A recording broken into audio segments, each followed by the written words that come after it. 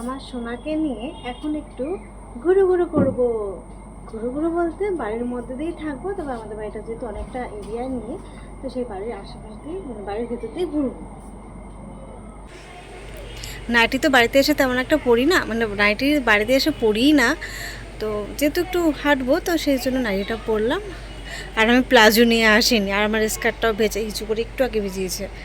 গেঞ্জি পরেই ছিলাম, বেরোবো বলে নাইটিটা পরলাম।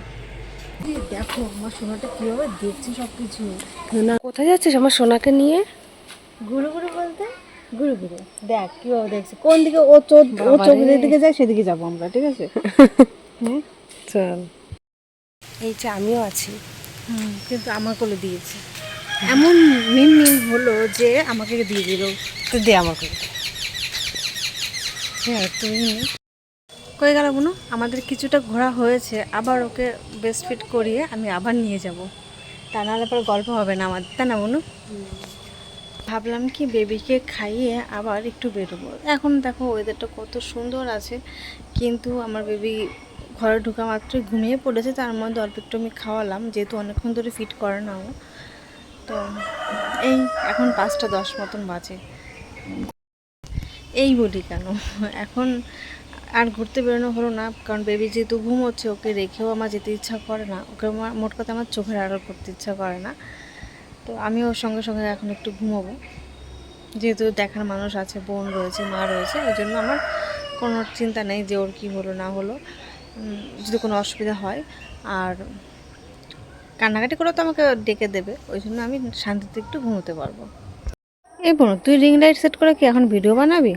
ইয়েস, আমি তুইও বানা। আমি ব্লগ ছাড়া তো বানাই না, আমার তোর ওই ধরনের ভিডিও বানাতে আমার ভালো লাগে না। দুটো বানিয়ে রাখ, নো নো আমার নো, জন্য অনুরোধ। আমার রিকোয়েস্ট করে লাভ নেই। আমার ওই ফানি ভিডিও থেকে আমি বিরতি নিয়েছি, আর আমি বানাবো না। ওতে এমনি শর্ট ভিডিও বানাবো ঠিক আছে, কিন্তু ওই ভিডিওগুলো বানাতে আমার একটু ভালো লাগে না। একটা বানা। একটাও না, তোর সঙ্গে বানাবো, কিন্তু আমার চ্যানেলে আপলোড করবো না। ঠিক আছে, তাহলে তোমরা সবাই আমার চ্যানেলে দেখে নিবে। ঠিক আছে বুনু, একটা জিনিস খেয়াল করেছিস, আমি এমন সময় এলাম কিন্তু গাছে এখন আর আম নেই। হ্যাঁ, আমি আম খেতে এতটাই ভালোবাসি, তুইও তো তাই। সেটাই মানে আমরা এমন টাইমে এলাম, গাছে আম নেই, গাছে কাঁঠাল নেই, কিছু নেই, আমরা আম সত্ত্ব খাচ্ছি এই সময়টায়, তাই না? মাকে বলেছিলাম, যে মা বললো যে আয় আয়, এবার আমি তো বেবি নিয়ে আসতে পারবো না, যেহেতু যাওয়া আসা করা অতটা সম্ভব না।